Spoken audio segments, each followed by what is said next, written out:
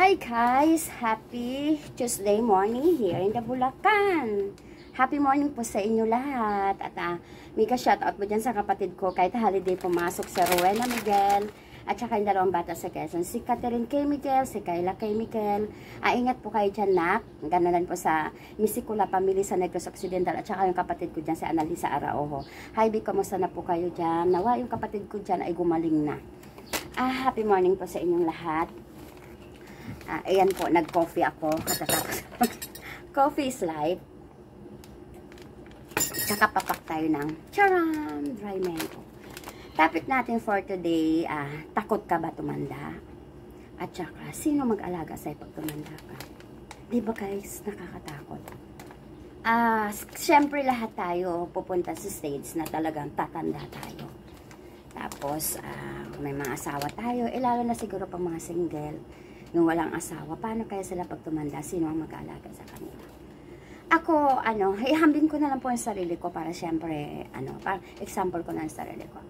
Ako, syempre, may anak ako, isa ako. Pero not sure na yung anak ko ay aalagaan din po ako pag ako'y tumanda.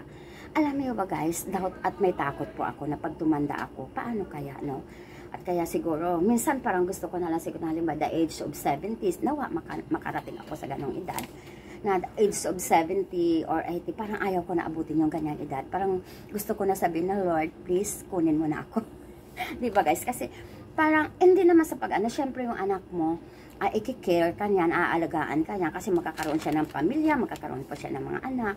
Siguro, i-care ka ng anak mo, pero pag sa 100%, siguro, 50% na lang po yung mapupunta sa'yo o baka wala pa. Kasi, syempre, unahin niya yung pamilya niya. Syempre, hindi ka naman niya talaga magiging priority. Parang, syempre, unahin niya yung pamilya. Parang ikaw, nandyan ka lang siguro. Parang titingin-tingin lang siya sa'yo. Titingnan ka lang, kumusta na, okay ka pa ba? Parang ganun lang. Pero hindi ba parang nakakatakot na pag tumanda ka, aalagaan ka ng anak mo?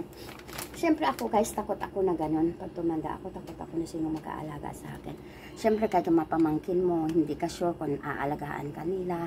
Kayo ba guys, ganun din ang nararamdaman nyo? At saka siyempre pa nagkakaroon sila ng sarili nilang pamilya. Kasi, di ba minsan, yung ibang matatanda nilalagay na lang sa home of, sa mga bahay ampunan kasi wala na nag-aalaga sa kanila, hindi pa parang kawawa sila. Tapos, pag yung halimbawa, nakapag-asawa yung anak mo, iwanan ka sa bahay, mag-isa ka na lang, Diyos ko. Parang nakakatakot. Parang imagine that. Parang hindi ko ma-imagine na nag-iisa lang ako dito sa bahay.